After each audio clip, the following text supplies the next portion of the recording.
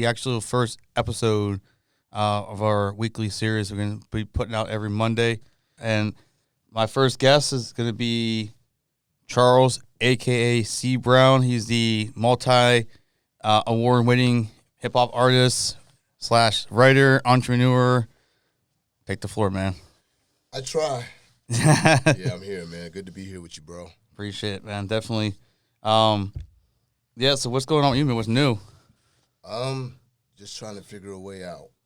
You know, really getting in tune with that, with the music. Trying to let that be the one of the main things that consumes me. You know, like I want that to be my path, my journey, my profession, all of that. So really just honing in on how I can get the music out there and how I can just be a full-time musician. Out of the rat race. Out of the rat race, and just to find fulfillment like we spoke about previously. You know, life is all about being happy, and music is the one thing that does make me happy. Right, So, right. Yeah. So, I mean, are you working on any projects at all, or? I just been like writing down notes. I haven't really had like an idea set yet.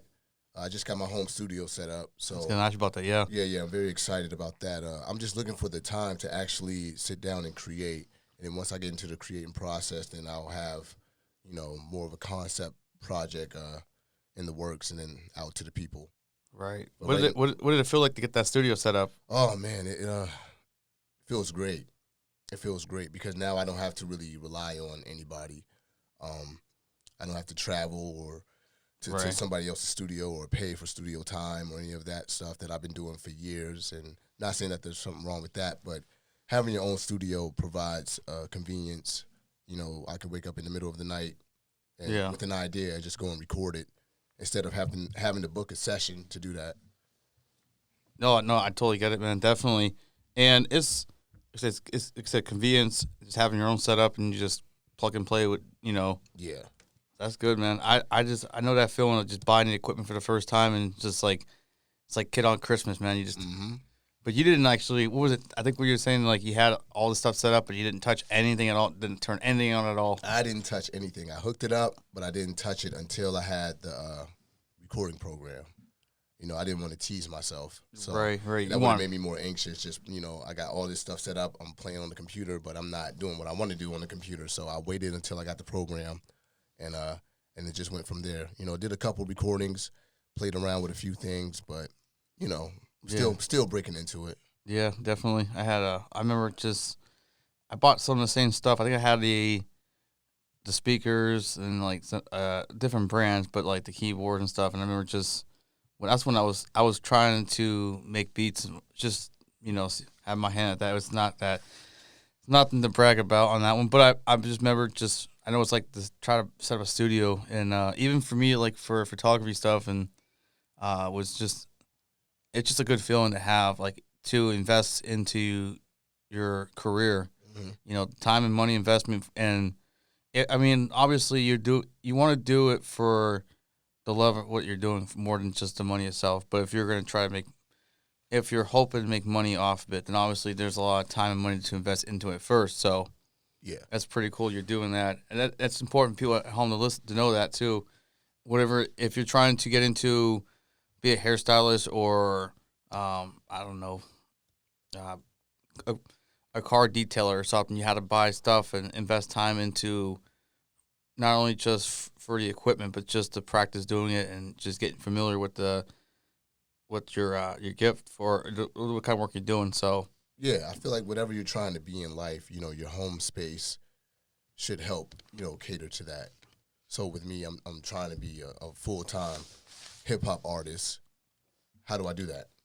Well, you know, create a home studio. So when I go home, I can do what I love to do and not have to wait on this engineer or see if this studio opens. You know, like if you want to be a painter, you know, have your stuff at home, have your canvas, have your painting equipment and all of that stuff. If you want to be a writer, have a computer or whatever you use, typewriter, whatever, at home. Like, allow your home space to be a fuel for your dreams.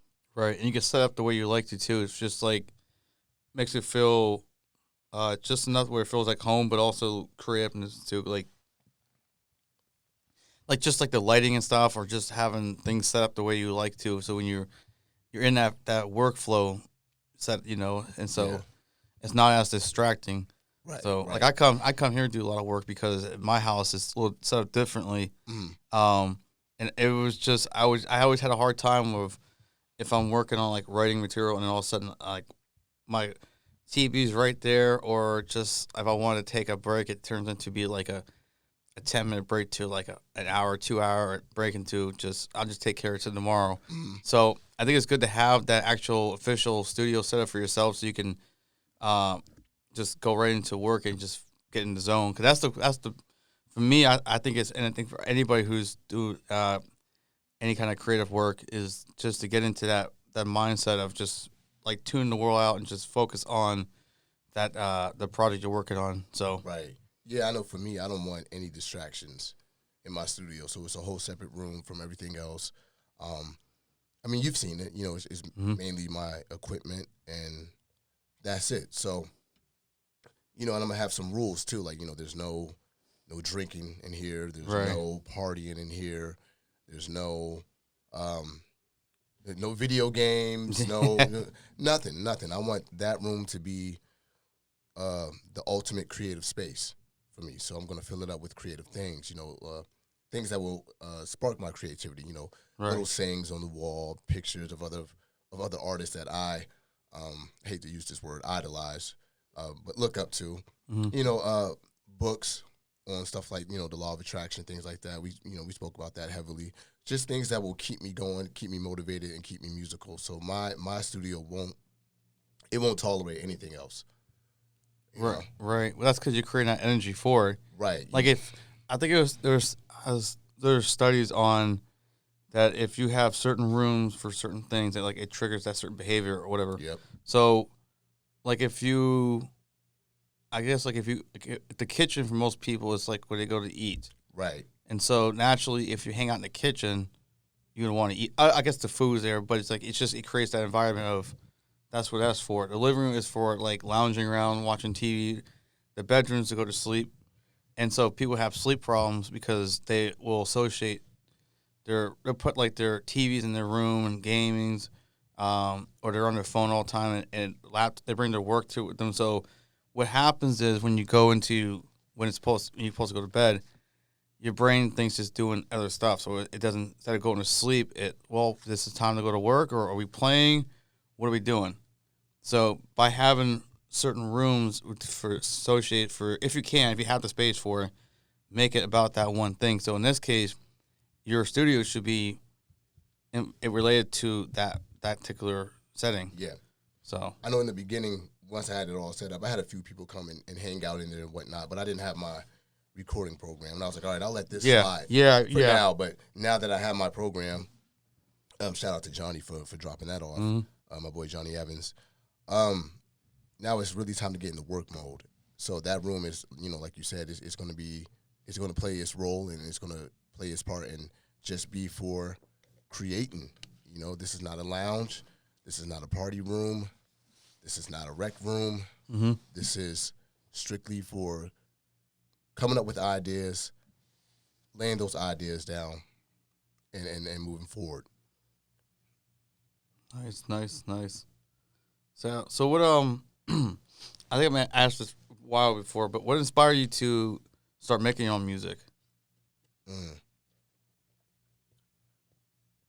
I think, it's I know. I mean, a broader question. I mean, no, everybody that's cool. Like, I just want to give a great answer. So we're good. What inspired it? Well, let's see here. I started making beats at around 12, like really getting into it. And I was making beats for a few of my friends. Mm-hmm. We were in a group together. And though I enjoyed it, and I still enjoy it, I always felt like I had something to say. So while I was making beats, I was also writing poetry. I used to write a lot of poetry in school. Mm-hmm. And then one day it just kind of clicked, like, why don't I just put the two together? Like, I love music. I love making beats. I love listening to other people rap and sing. And I think I have something for words. I know, I have the talent. Yeah. But I have the love for writing words. So, yeah, I just combined the two and was like, let me rap, let me try it, Yeah. you know. And one night I remember I was in my room writing a song with my boy Jerry. Shout out to him. And we went to the studio down the street at my boy Sean's house, and I laid down my first official track. And I was like, you know what? That felt great. That felt great. So it was just that feeling of relief. Like, I got that off my chest. I'm gonna keep doing it. Now I'm addicted. Mm-hmm. You know. Mm-hmm. So not only was I listening to music that fueled me, but now I'm making it, and that's kind of what inspired it, man. Just Right. that euphoric feeling of just expressing yourself like that. Yeah, especially when you mentioned poetry. That's Yeah. it relates so much to just like hip hop Mm. and just anything far as musical wise. Even if you don't, even if poetry, I guess it's different ways of expressing it. I know people that either just said it or they'll just kind of that they're more talking. You know, Yeah. sometimes they might sing it, but it's really just is usually like a paragraph or some kind of small. I don't know how they call that, like a verse of it, whatever. And I've never did poetry. I've seen a few of it. It was pretty cool because it's just the art behind it, and there's different ways of expressing that. But it twines so much with other music. Like I said, it's just euphoric, man. It's therapeutic. It's fun. Mm-hmm. I thoroughly enjoy doing it, man. I am an addict of music. So Everybody loves music. yeah, you know, but I mean everybody loves it, but not everybody really taps into it, you know. Like not everybody gets music. Like you might listen to music because of the beat, you know. Where me, I will hear the beat, I would hear the words, I will understand the message. I would come up with questions like, oh, well, why did he say that, or why did she sing that part like that, or oh man, that was deep how this guitar part came right after this hook. Like I just get real surgical. Yeah. Like I'm really big into music and music theory and harmonies and melodies and structure. Like I just love that, man. Like the whole science behind it. And, Yeah. and how it creates certain vibrations within you. Like it's deep for me. Like I really enjoy music. Well, yeah, that's how it's supposed to be. Mm. As opposed to, I'm guessing you're referring to a lot of people that just put on a headset and just. And that's fine. You're not you don't have to be like a deep listener. Yeah. I'm not saying that. There's nothing wrong with just putting on the headphones. Right, but playing that's what you. something. Yeah, that's what you. You know what I mean? Yeah. It just hits me differently. Like it's in my blood. I mean, it comes from, I believe, my grandmother. Xhibit Brown, who's, a legend in this city. Mm-hmm. And I think with having her genes, I'm just really. I have a huge heart for music. Like I'm to the it's to the point where like if I'm in the car with somebody and the radio is on and it's low, I get irritated. Yeah, you want to hear the music. Like yeah. turn it up. Like why is it? You know what I mean? Turn that up. And even like if I'm with somebody who doesn't listen to what I listen to, I'll still find some appreciation for what they Right. enjoy. And that means that tells you how much you love music because it's just so. Music has different. Like the different tones. I'm sorry. There's different ways that it's produced that it creates a different signal to, Mm-hmm. like this. Like I was actually, I remember someone was telling me this years ago that music creates a different kind of mood. Well, yeah, it creates a different kind of mood. We know that just by listening to it. But they did they had like this test where they had different cups of water, or they placed the water. Sorry, 1 cup of water. And then they would play a certain kind of music and see what the vibration's like in the water. So if they were playing, say, heavy metal or something, the water would just be like shaking, vibrating and stuff. And then if they were playing something more like jazz, it's just kind of calmer, doesn't really move much. And I was like, well, obviously it's because the music has heavy metal has a lot of vibrations and stuff. Hip hop has like depending on the kind of how the beat, the bass to it, like, and then jazz or small like bluegrass or something, it's pretty chill. And I said, well, think about it. Your body is made up as 80% of water. Yeah. So music does trigger like certain behaviors and moods, just to vibe. So that's why a lot of people when they listen to, if they're working out, they listen to either like rock or I don't know, say what's a trap music or something that's more aggressive style because it's supposed to get your blood pumping, or even like real high, like fast paced, like techno or something. But you're not gonna want to listen to that if you just want to relax. If you're just trying, I just want to chill, just kind of like decompress, relax, get my blood pressure down from that job I was at. You might listen to something. I listen to a lot of jazz or like jazz, hip hop, and just kind of, even not so much with the lyrics, but just the beats. Yeah. And it's unique how music has different kind of signals to. I don't know if it was intentionally like that or sometimes it is, but it has not do something with your behavior. So Yeah, I mean it's different genres for different moods. mm-hmm. Like jazz, like I'm just now starting to have a newfound appreciation for it. Like I've always respected it, Mm-hmm. but now more so than ever, because it's good for the mind, body, and soul. It's just relaxing. It's not really a certain rhythm. Sometimes it's kind of scattered. It just allows your thoughts to just flow. You know what I mean? Like that's what I like about jazz. It's just like it's beautiful sounds that are just like all over the place, but kind of not. I don't know. It's weird. Like jazz is just it's weird, but like in a good way though. How's those donuts going? Shout out to Mighty Fine for the best donuts in the city. Yeah, hands down the best. Yes. Awesome as always. Can't go wrong with them. Just can't. And if you don't know what Mighty Fine Donut is, it's because you're not from here. But it's anybody from Erie, PA, knows about Mighty Fine. Yep. So if you come here, you got to go there. That's one of the spots that you have to hit up. Mm-hmm. Doesn't matter what donut you get, just get it. Get it, man. Dude, I had my favorite one is the peanut butter. Chocolate filled. Yeah. Or I'm getting mixed up. Yeah, my favorite one is the cream filled, peanut butter filled. Okay. Peanut butter filled, yeah, and it has like they actually has like crushed up peanuts on top of the chocolate glaze, and then they have peanut butter filled inside. I haven't had that one. If you love peanut butter and chocolate, it's the best one, I think. So they had a maple bacon glazed donut. Oh, you go in. I didn't even know that. You go in, man. You get the exotic donuts. I didn't know it even existed. Right. I like bacon on a donut. Mm. Oh, delicious. Bacon makes everything better. Yeah. Whatever it is, you got a salad, put bacon on it. I can do that, but bacon on a donut, I've never tried that. I've never even thought about that combination. That's just. Dude, I would put bacon on ice cream if I could. I would do bacon flavored ice cream if they had it. Somebody's getting hungry right now. Someone is, yeah. Just the whole pandemic thing, man. Yeah, I get it. What's your thoughts on it, man? I mean,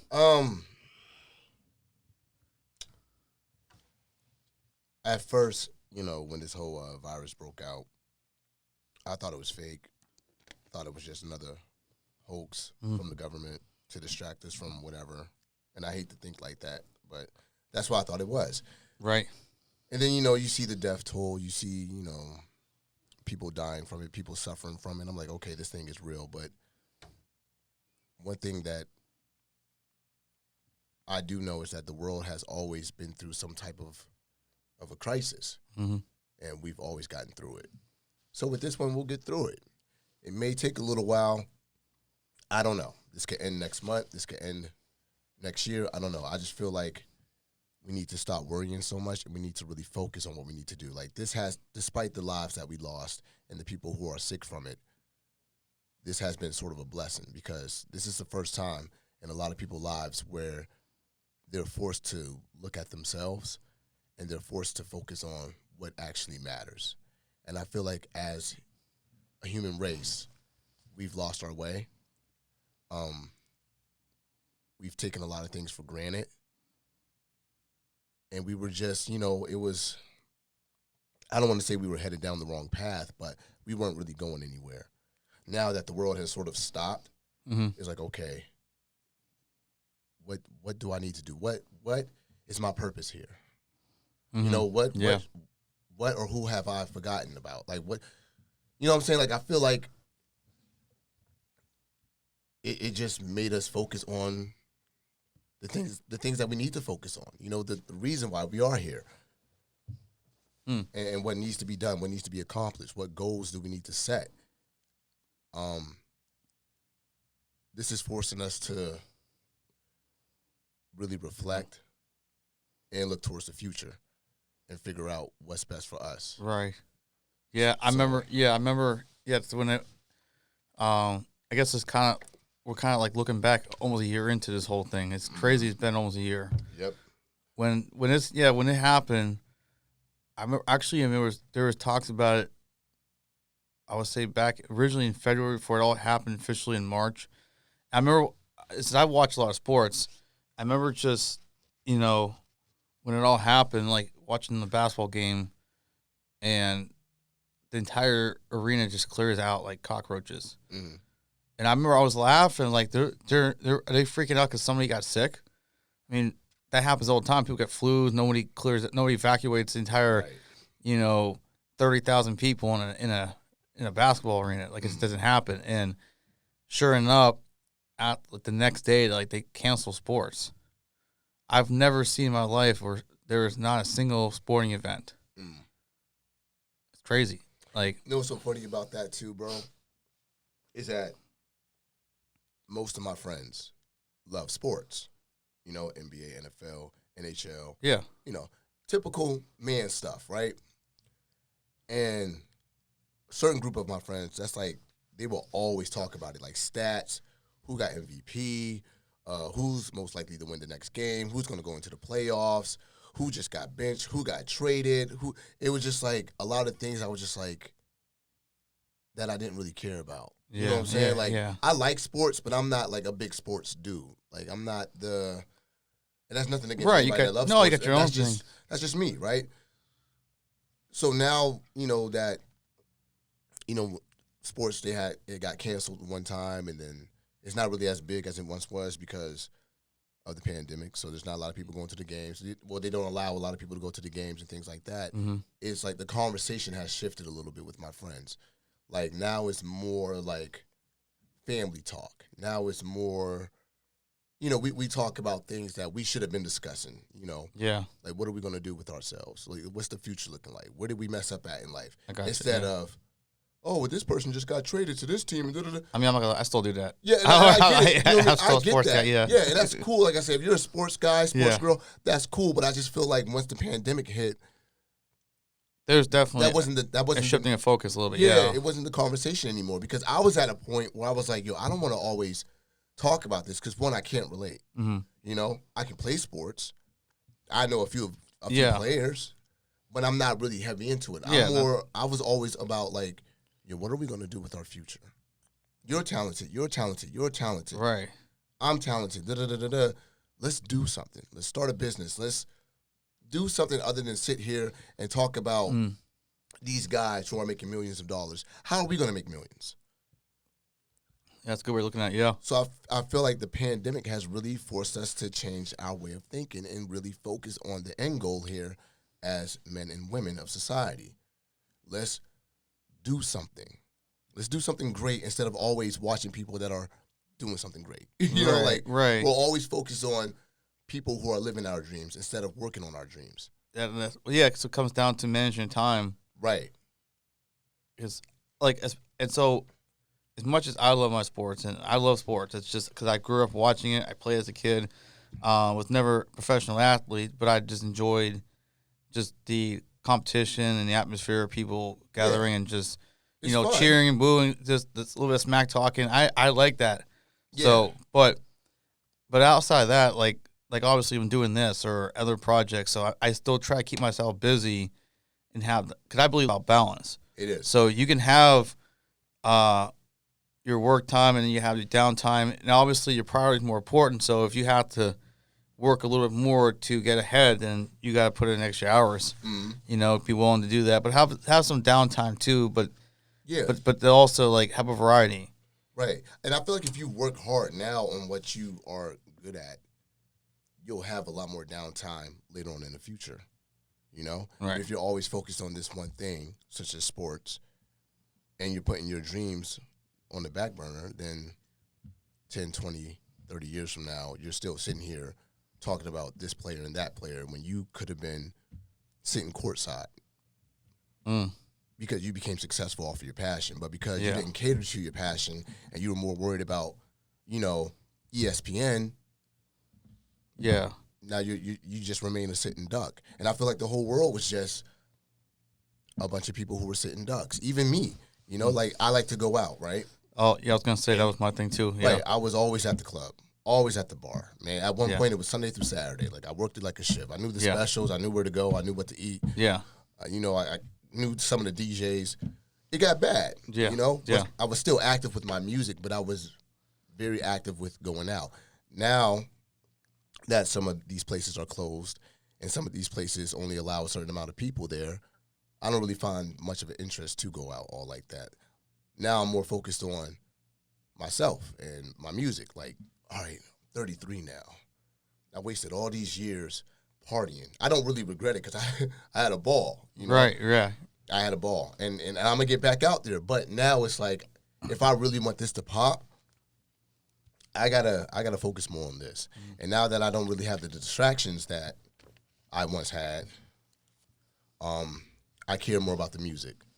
I care more about being a great songwriter. I care more about getting the sound out to the masses. I care more about making this a career. Right. Instead of just, oh, well, who got drink specials tonight? And, where's the game going to be at? I want to go where everybody else is going to go. And like you said, life is about balance. And I love to have fun. That's just me. I'm a social butterfly.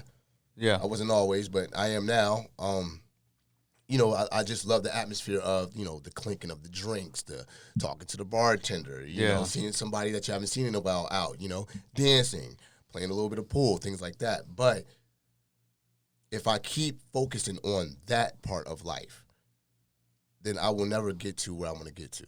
Exactly. And so to go back to March, when it all first happened, dude, everything stopped. Mm-hmm. There wasn't just one thing here and some here. It, like right now, it's still kind of tight, but it's not as bad as it was in March. Everything shut down completely. Yeah. And the first couple of days, and I remember it happened around like St. Patty's Day. It was. And I remember like when it first happened, I was kind of in like a disbelief, like I don't like just like you thought, like it's a hoax and won't really, just there to distract people or whatever. Yep. And then then they said 2 weeks. It should be 2 weeks when we back at. I was like, okay, I can see maybe 2 weeks and then a month, and then 2 months. But during that time, when everything was shut down, just like yourself, I was going to bars all the time, and I remember I was bummed out about going, not just because of drinking per se, but just to be out and socialize with people. Yeah. Like I became a person who loved to socialize. Right.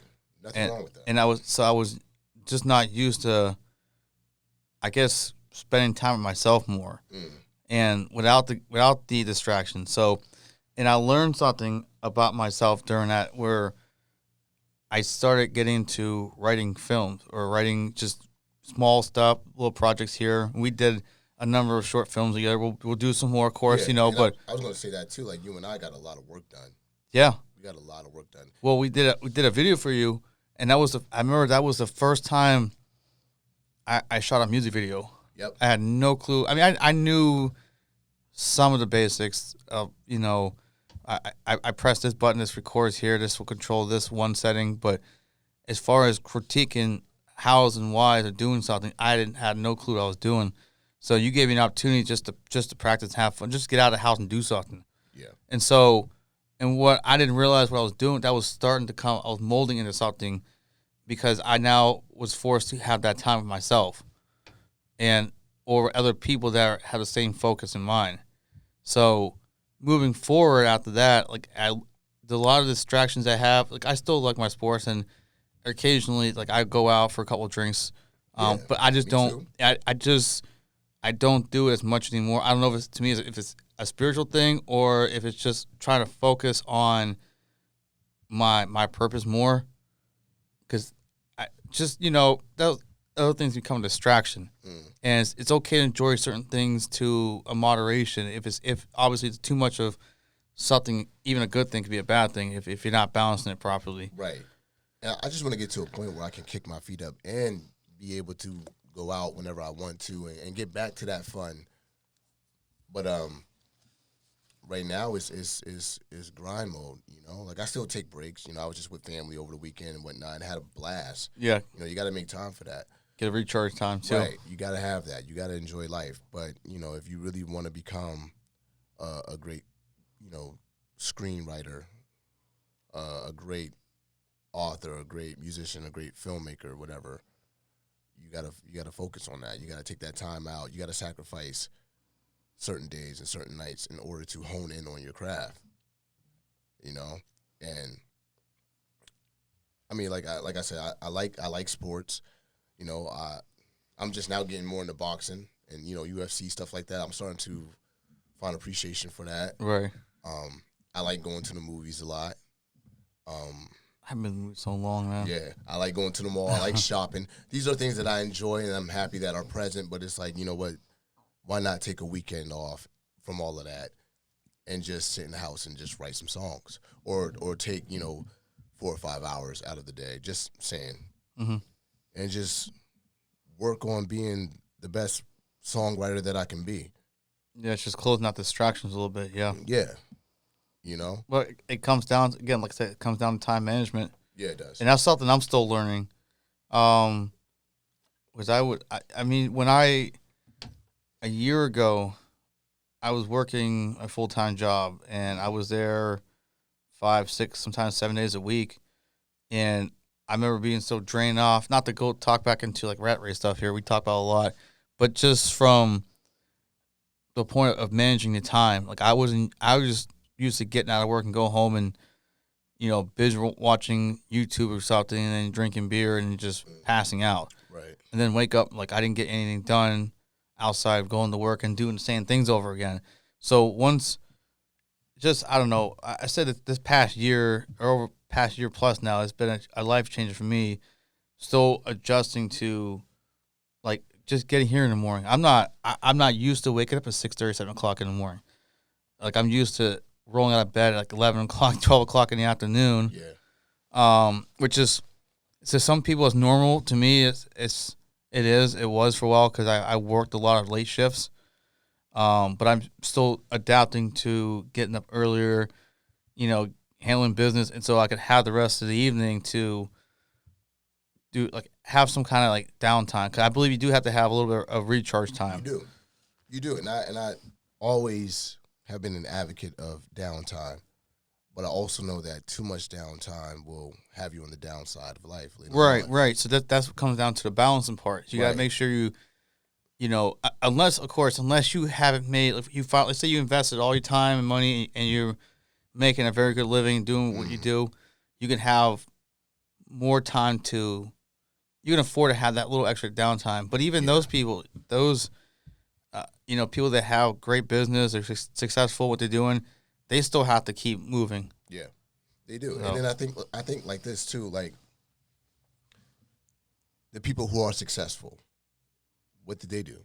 They sacrifice downtime. They sacrifice sleep. They sacrificed a lot to get to where they are now. Now they can have all the downtime in the world. Right. That's where I want to get to. That's the end result that I want for myself. So there's a lot of things that I have to cut out.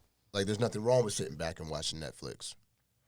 But when you're gifted at something or talented at something and you want that to become your life and you want that to be the one thing that pays your bills and takes care of your family, Netflix can wait. You know what I mean? The game can wait. Even spending time with certain family and friends, it can wait. You got to hone in on your craft. And these are lessons that I'm learning for myself. I'm not trying to say that I live by these things. I'm learning to live by these things. So the whole podcast thing is new. I'm still learning as far as like the right setup and or like certain formats for like discussion, I guess. Yeah. So. Well, we're doing it, man. We are. We're doing it. It's moving along. I was told this is the best way to. I think the best way to get into it is just to do it. Yeah. I was just talking to somebody else about this the other day. A few years ago, I was supposed to do podcasting. It was mainly geared towards sports, and then I bought this camera right here. Right, well, people watching can see it, The but one that's shooting me right now. yeah. But I bought that camera. It was, I was gonna say, it's almost 4 years ago. So it hasn't been that long when I started doing photography, and it really hasn't been that long since I started filming. But I bought that because I was told you need a camera to film the podcast. I guess you don't have to, but I wanted to, and put something on YouTube or whatever. But I had when I started recording myself, I didn't like how my voice sounded or how I talked, and I'm getting used to it. Like, still hearing myself more and more, just from like when either filming myself or other people, and I hear myself in the background. I was like, oh, I sound weird. But I think most people don't like their own voice at times, or at least not used to it. That's how I was with rapping. I didn't like my voice because I wasn't used to hearing it in that fashion. But a lot of people would tell me, "You have a nice voice. You have a nice voice." And I'm like, but when I hear it, I cringe. I'm just now like getting used to it.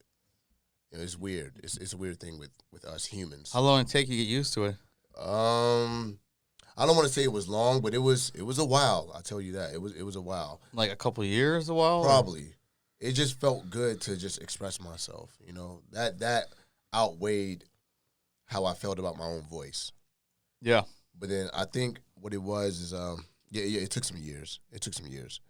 I was sitting down listening to one of my songs, one of my CDs actually, and I was like, wow, this actually sounds pretty good. Not like tooting my own horn or anything like that, but I was like, wow, that actually sounds decent. Like, I felt like I wasn't listening to myself because it was appealing to me so much. So now I'm actually a bit more comfortable with hearing my own voice. I've definitely heard myself a lot, and it's not as bad as it was when I first did it. I was like, who's going to listen to this? I didn't know, because I was always self-conscious about how I sound, so it interfered with what I was trying to say, so I didn't even have confidence talking. Like, so otherwise, when it comes to doing the podcast, this was a few years ago, I had the headphones on like I do now, and so right now, as you're talking, you hear yourself play back. Yeah. And so if you take it off, it's how you sound normally when you talk, but then you hear yourself how the rest of the people hear it. So it was like, that was kind of hard. I was like, oh, I sound like this on the headphones. This is how everybody else hears me. So, but what helped me kind of like take my mind off it more, when I was talking to somebody, I let them listen to it. Like, do I normally sound like this? Like, yeah, it's how you always sound. Yeah. And right out the bat, you're like, oh, that's how I sound. I don't sound good at all. They're like, well, everybody, no matter how, regardless when you're talking, it's new to you, but anybody who knows you, that's how you always talked. So it kind of took away some of the pressure off the fact that, well, no matter what, that's just how I sound.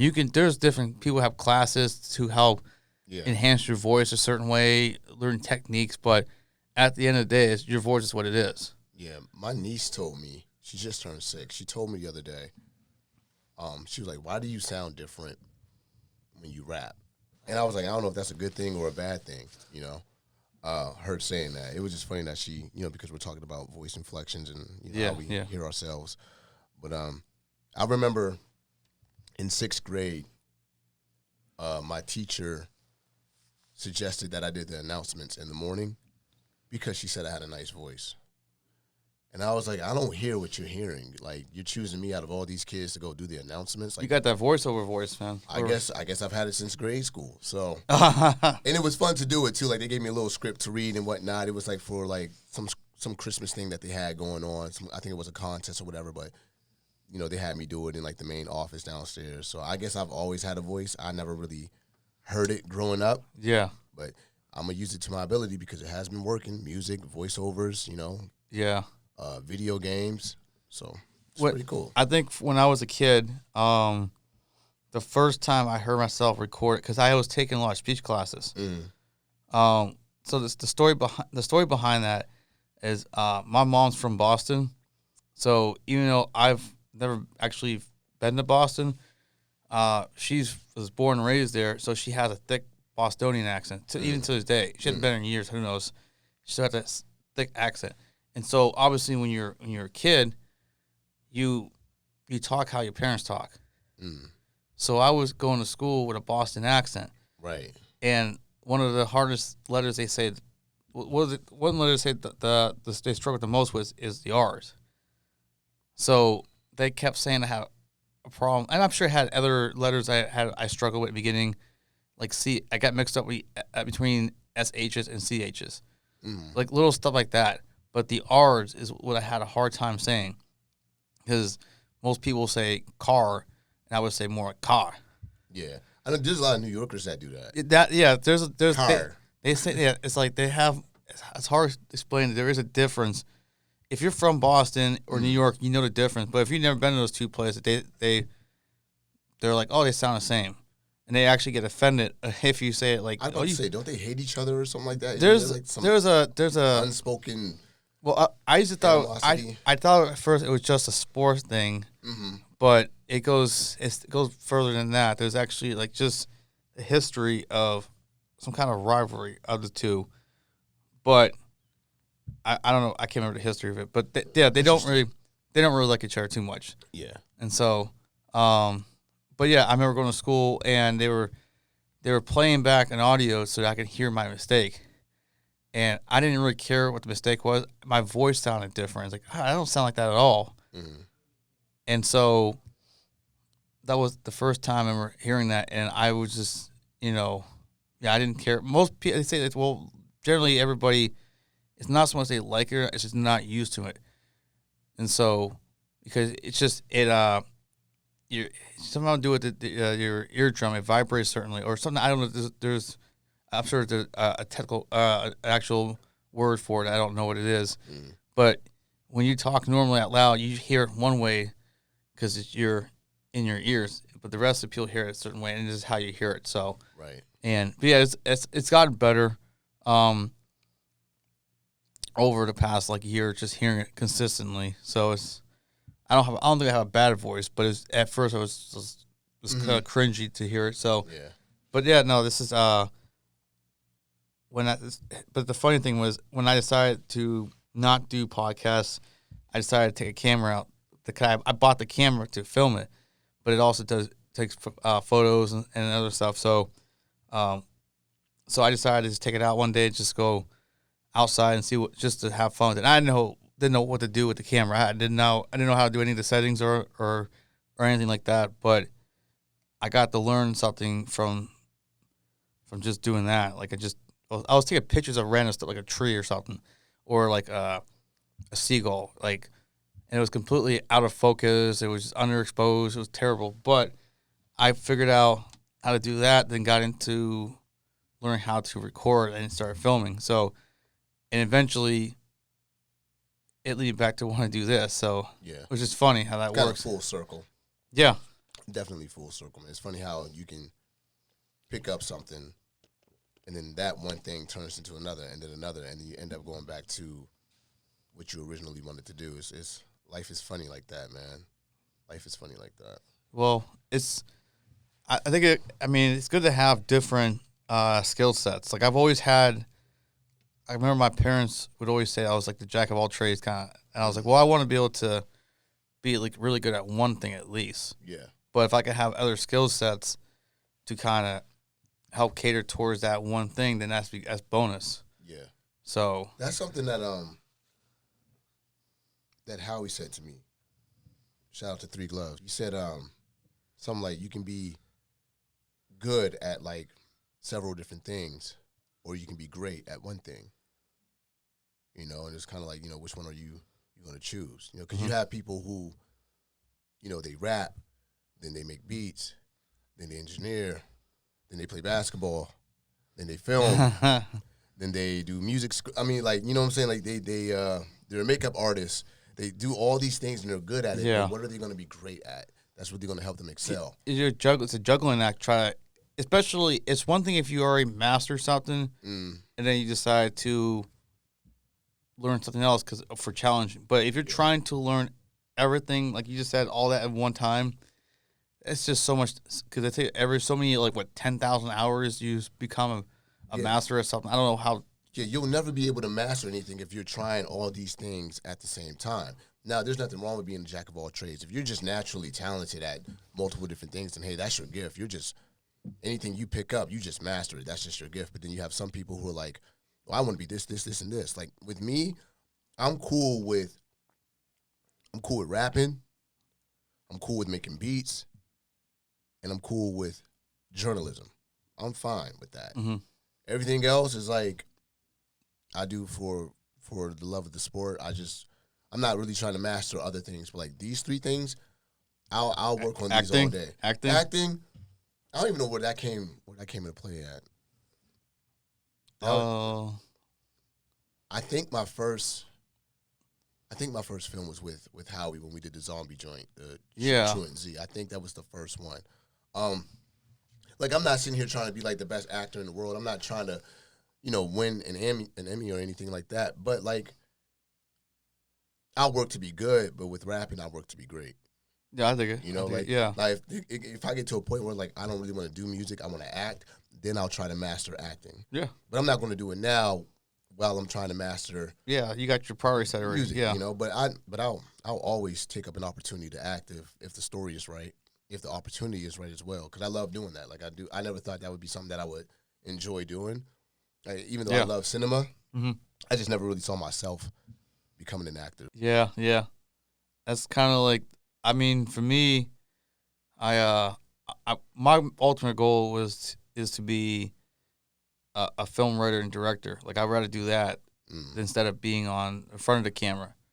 Although I wouldn't say I wouldn't do it, or even did a cameo to my own film or something, or just be part it's fun.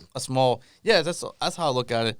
But like I'm sure one day I would want to, be more involved as far as an acting role maybe, but it's not my priority right now. So I don't want to learn how to do that if I'm still trying to learn how to direct and write. So that goes into the whole, find something you really want to be great at. But if you could learn a few things, or just to have fun, to add to what your resume, whatever, why not? You know, it's always nice to have another talent or another skill set in your back pocket, just in case. Right. There's an opportunity calling for that.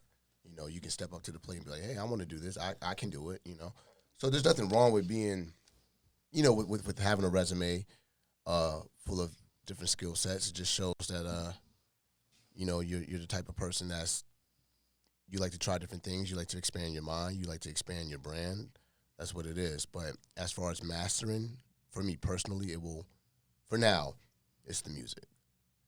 Because that's why I genuinely love, the most is the music. But everything else that has came along with it, like the voiceover gigs and things like that, I love that stuff too. I enjoy it. But it's because of the music. The music allowed those things to happen. So I will always pay homage to the music. You come right back to your roots, yeah. Right back to the roots, yeah. There you go. I became an actor because people saw me doing music. I became a journalist because people saw me doing music. Like, it all goes back to the music. Do you got anything else you want to say to the folks? Just to people that has been supporting me for so long, continue to support me more on the way, as always. And while you're here on this earth, try to reach your highest potential. Try to become the best version of yourself. Don't let this pandemic scare you. This is the perfect opportunity to grow as a person.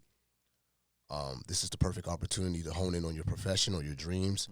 This is the perfect opportunity to figure out who you are and what you really want to do in this life while you're here. Yeah. There you go.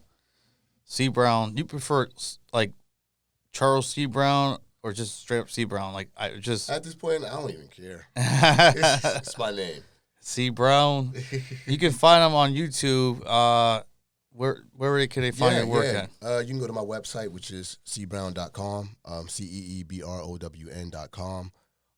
YouTube, C Brown, capital C, capital E, space, capital B, lowercase r, lowercase o, lowercase w, lowercase n. Write this down. I have to say that because I'm trying to separate I'll put it on myself. a screen. I'll put it on a screen or something. Yeah, because a lot of people just think it's just, C Brown, capital C, lowercase e, like, you'll still find me that way, but There are other C Brown spelled like that, so that's why I Yeah, spelled my yeah. name the way that I did. But yeah, find me on YouTube. Go to my website. I'm on Instagram, CBrown88. Twitter, C Brown. What else am I on? Facebook, C Brown. I think Twitter is C Just Brown. about every platform, everything. Yeah. Yeah. Just hit me up, talk to me. Let's rap. Message me. Find comment my on find my something. Pinterest somewhere. Yeah. Yeah, you might. No, My I'm just playing. Pinterest. But yeah, just look me up. Look me up. I'm accessible.